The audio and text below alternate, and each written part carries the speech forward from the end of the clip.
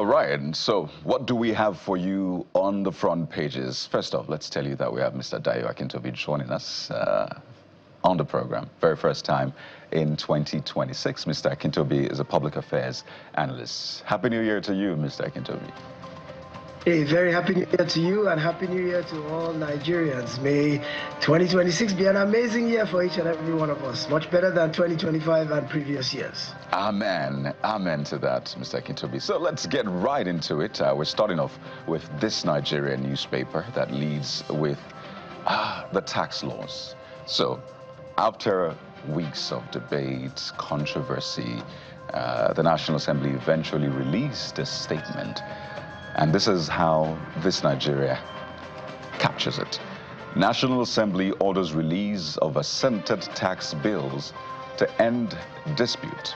Says decision informed by sustained public debate, mounting calls for transparency in lawmaking process. As I said, this, what I call it, the revelation by the lawmaker came weeks ago. But the Senate or the National Assembly as a whole has now decided to say, you know what, let's release the official documents on the first, I mean, they said on or before 1st of January or afterwards. That's when Nigerians should be able to access it. Mr. Akintobi, do you think this helps the matter? Not to forget that the House of Reps had said they were going to investigate it. The president said, well, whatever issues there were are not substantial enough. But in any case, the law is being implemented already. Exactly. The president said he was going ahead January 1, regardless of whatever issues were still in contention. And well, since the issue emanated, the controversy emanated from the House to begin with, we had assumed that there would be a robust investigation.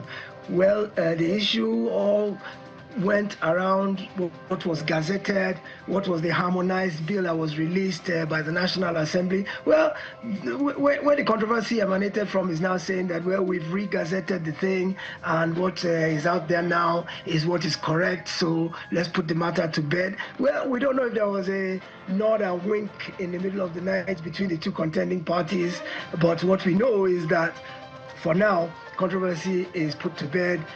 New tax law is implemented and we all need to begin to abide by it. It's interesting to note that some of the dailies today on the front page have advertisements introducing us to this new National Revenue Service, their new logo, their new name. So it's a done deal, really. And if it were a clerical error, an editing issue, or a direct subversion of the intent of the National Assembly, the National Assembly is not willing to take it up. They've decided to let it go, and so here we are with the new tax law. I think the main issue with the tax law has still been clarification, communication, and an issue of distrust of government. Up to now, many people are still of the assumption that debits will start flying out of their accounts as soon as X number of naira goes into their account, probably beyond what they earn. So there's still no clarity. There's a lot of fear. But I heard one person on an interview yesterday with Jeff, a tax expert, saying that let's wait till January 31. Let's wait till the first paychecks come out and let us see if we have more in our take-home pay. Those of us who are on a lower pay scale, I guess ₦1 million a month, a year and less. Something about 100,000, maybe the minimum wage, 90,000 a year and below. Let's wait and see, because if truthfully there's tax relief for those at the lower end of the economic ladder, then there should be more in our paychecks at the end of the month. So let's suspend judgment. Let's wait and see. I mean, there are so many aspects to the new tax law, but Mr. Oyedele and his committee are trying to sell it as it actually doesn't create added burdens for any Nigerian or any Nigerian business. It actually brings relief. Let's wait and see. Since National Assembly has thrown us under the bus now and said, go ahead and live with it, whatever discrepancies we noticed are not enough to stop it from going through. So we have to live with it, and let's just wait and see. Well, Mr. Akintobi, did you say some of us? I was hearing you saying some of us, some of us. Are you trying to identify with us on this one? Listen to Kayode. You know that those journalists are poor now. We are not well. I kept hearing some of us, Mr. Akintobi. You know. But indeed, sharing the 31st, what we do is a public service. We don't get remunerated very well. Well, there you go. So, Mr. Akintobi, we'll take this with a pinch of salt. We'll take it with a pinch of salt. But there's a story on the front page which we talked about and, in fact, showed the video. Akpabio bows to sermon, ends legal hostilities. All suits against Natasha, others withdrawn after homily. Page 5 reads. And, you know, a lot of people are reacting to that. But what do you make of it? Mr. Akintobi? I want to take a different angle. I want to look at it from a different angle from the one that you did. And I want to say that if homilies from the pulpit have that kind of effect on the Senate president, I wish it would have that kind of effect on many more Nigerians. If you consider how pious and religious a people we are, and you compare it to the dysfunction in the country, if our clergymen could preach and it actually gets to us in such a way as to make us change or deviate from the kind of behavior that could divide us or be contentious and toe the path of peace. It means that religion is having a positive impact, which up to today we can't really say that. In spite of how religious a country we are, we're not really seeing the impact of religion. So if my pastor in a sermon says something that moves me and touches the humanity in me to the point that I want to drop all manner of contention with my quote-unquote enemies or with my detractors, I think it's a good step that many of us should try and emulate from the Senate president. Put the politics of it aside. Yes, I agree there should be a search for the truth. Senator Natasha and the others on the other side of the spectrum could decide to continue, especially if Senator Natasha feels like her name has been solid and she needs to clear the air around what actually happened and she wants her side to be heard, she can still pursue the case so that at the end of the day the public gets to know the truth. But I like the fact that somebody as public and as prominent as the Senate president can listen to just a sermon and take an action that has an impact on societal well-being. I think if more of us are able to be that moved by religious persuasion to be able to step away from things that create chaos, disunity, I think it's a good thing overall. You know what, Mr. Akintobi, I'm going to be queuing behind you on this one, as I already expressed similar sentiment. I'm looking forward to seeing religion having an impact on our elections, and maybe we'll be seeing less of the Ghana must goes, less of inducement of delegates after such homilies have been preached. But let's move to the Guardian newspaper, which sort of trails on the president's speech, I believe, a year to test policies, shape politics, and measure performance. And the president was quite, enthusiastic about the positive economic indicators posted by his administration in the year 2025, quoting inflation, the reserves, foreign reserves, the balance of trade, and he's projecting growth in 2026. Are you as optimistic? Those numbers look good in theory, but I'm more of a practical person. I'm a hands-on on the street type of person. My job as a community a spokesperson or a community town crier requires me to interact with ordinary people every day, and their tales don't tally with what the statistics are saying. Statistics can be interpreted any which way. So yeah, what does GDP mean to the rustic farmer in Kafanchan or to the vulcanizer in Ikmetumbodu? Those things have no meaning, and the people I interact with say their lives are not better today than it was pre-June 2023. So reforms are good. Reforms are one thing, but until they begin to translate into meaningful value to the ordinary people that you are targeting the reforms at, then it makes nonsense of the whole idea. So yeah, the president's speech was full of the normal accolades and report giving and optimism and beating his chest about what his administration has achieved. But those achievements can only be measured in the gains that are attributed to ordinary Nigerians. And as far as I can see, the money in their pockets is still not adequate for their survival. Unemployment is still rife. Inflation, they say the numbers of inflation is going down. But the people I'm talking to say things are still expensive in the market. So how do you reconcile the two if inflation is reducing but things are still expensive in the market? So, the other thing that bothered me a bit was, as laudatory as this speech was, the fact that the president delivered it from, the president is not in the country at the time when he's talking to us makes me not, it doesn't really make the speech as resonant to me as if he were there at Aso Rock and talking directly to us. We know he's away and he's telling us these fancy things to usher in the new year at a time when he doesn't consider it fit for him to be here among us. And we were not told where he went before he goes to Abu Dhabi or why he went. So I'm not of the opinion that it's an emergency situation that couldn't have waited, So I would have liked it much better if he delivered the speech face to face, in person, talking from his heart to us, as opposed to, I think it must have been pre-recorded before he left. I don't think he delivered it virtually, I'm not sure. But I don't think it carries as much weight or is somewhat diminished in my view based on the fact that he's not here. But the bottom line, of course, is he said all the right things.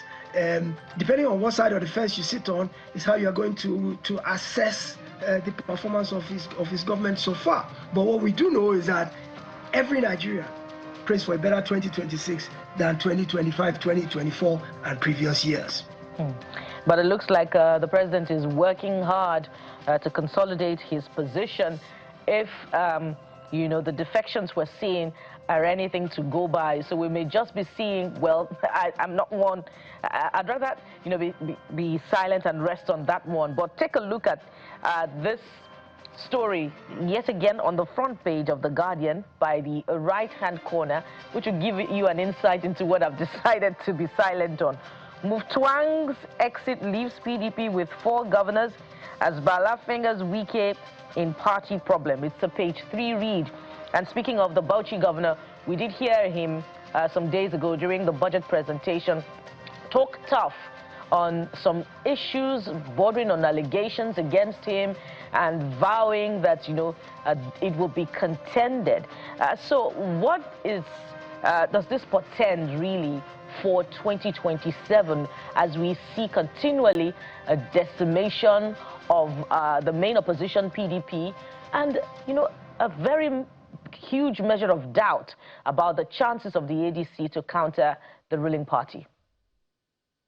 Well, I don't think Caleb Mutwang's cross carpet comes as a surprise to anyone. He had telegraphed the fact that he was going to leave for quite some time now, so that doesn't come as a surprise.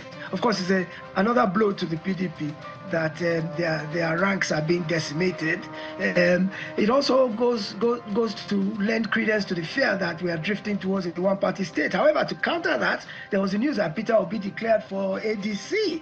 And so, in spite of the fact that Atiku is there, Amechi is there, and some other heavyweights are there, the fact that Peter Obi has solidly dropped in the ADC is telling for the fact that APC is going to face a major fight in 2027. For one thing, apart from President Buhari's 12 million voters that he carried with him to every election, I think Mr. Peter Obi is the next person that we can say has an organic following that sprouted organically of its own making, and he's carrying all that to the ADC, which changes the fortunes of that party immediately, as long as they can maintain their unity and they can be democratic and make sure that there's no imposition, and they keep all interested parties under the umbrella and they all support each other. ADC should be able to be a formidable contender.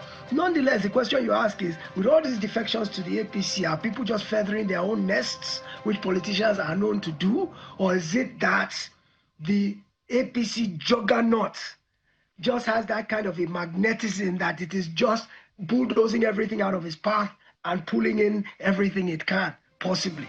Well, clearly the stakes are very high for 2027, extremely high. And at this point in time, realignments are occurring at every front. You look at the war of words that's going on in Oyo State between Governor Makinde, Ayo Fayose, Governor Wike, ex-Governor Wike, on the one hand, that's further creating turmoil in the PDP, and it's giving more credence to the fact that PDP may not even have a candidate come 2027, not let alone having been a credible opposition the way things are going. A court has ruled that INEC itself has not recognized the candidates that came out of the Ibadan Convention. A court has said something to the effect that it doesn't recognize them, INEC doesn't recognize them. So the PDP is in major disarray, and I'm not sure that there's enough time for it to put its house in order before the 2027 elections. Bottom line is, for democracy to thrive, you've got to have an active opposition. It's not the very best when we see the opposition not being cohesive, being very weak, and being on the ropes to some extent. They won't be able to give a major challenge. But let's keep our eyes on the ADC and let's see what happens. Let's see what happens. I'm going to try to kill two stones with a bird. I was going to say, no, kill two birds with a stone. Mr. Akintobi, take a look at the front page of the Vanguard newspaper and just reiterate the point you made earlier on, and which we've spoken about. The new dawn, as they say, the NRS on the front page of a Vanguard newspaper. It's an advertorial that is big and bold there, saying that, you know what, the NRS is now what you'll be dealing with, no more the FIRS, on the front page of Vanguard newspaper. If we can pull that up quickly. But my focus, yeah, there you have it. So, unveiling a new dawn in revenue administration. Nigeria Revenue Service is what we have now. You see the page flipping on the FIRS. So please get familiar with this, Nigerians. This is the new entity you'll be dealing with. But my attention now goes to the front page of New Telegraph, Mr. Akintobi. New Telegraph, there's a story there on the front page of a New Telegraph that speaks to 2026. Olukoya sees troublesome, strange year as Adeboye predicts economic relief reversed Japa. So are these two sides of a coin? Or, I mean, what's your interpretation, Mr. Akintobi? Well, the EFCC clearly has been very active this year. You see it ending the year with high-profile investigations of people like the former Attorney General Malami, and so it has been quite a chaotic year for the EFCC. It's been accused of political persecution, of actually, even for example, like the Malami investigation has been said is because he's identified with the opposition ADC. That's why he's been hounded. But when you look at some of the allegations against him and how weighty they are, and the fact that these emanated from the office of the Attorney General, things like paying lawyers a commission for recovering the Abacha loot. So pardon me, Mr. Akintobi. Apologies. Yes. So this story, you know, is from pastors. Olukoya. It's for 2026. Olukoya. You know, usual countdown predictions or services and New Year services. Olukoya sees a troublesome, strange year. Adeboye predicts, Adeboye predicts economic relief and reversed Japa. So I'm thinking these are two sides of the coin.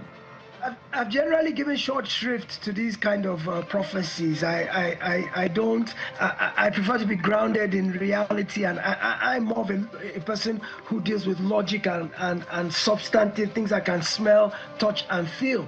I don't buy too much into prophecies. I like economic numbers. I'd rather listen to an economist telling me why we will reduce japa next year and why our economic indices will be up than for a man of God to say God spoke to him overnight and told him this would happen.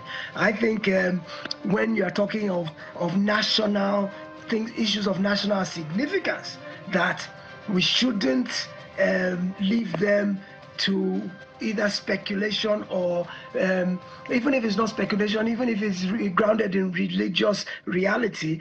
First of all, the fact that so many of us are different religions anyway. So if the Christian pastors are saying this is what they believe will happen next year, how about those who are non-Christian? Does what they believe applies to them?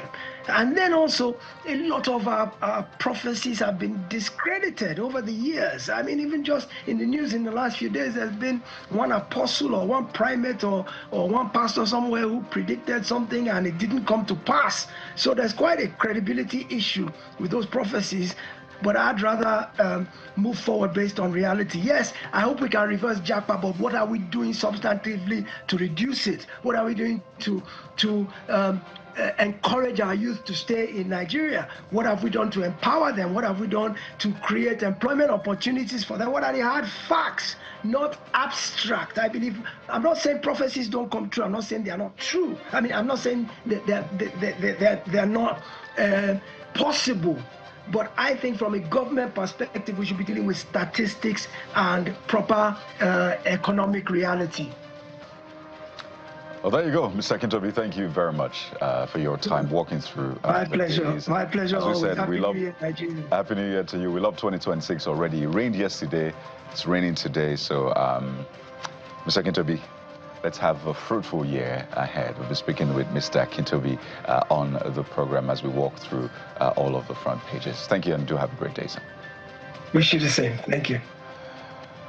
We'll take a moment now, and when we return, the governor of Plateau State has resigned from the PDP, adds to the long list of governors that we've seen leave the PDP in the space of just 1 year. But how is the People's Democratic Party receiving all of this? We're joined by the National Publicity Secretary of the party in a moment. Stay with us. We'll be right back.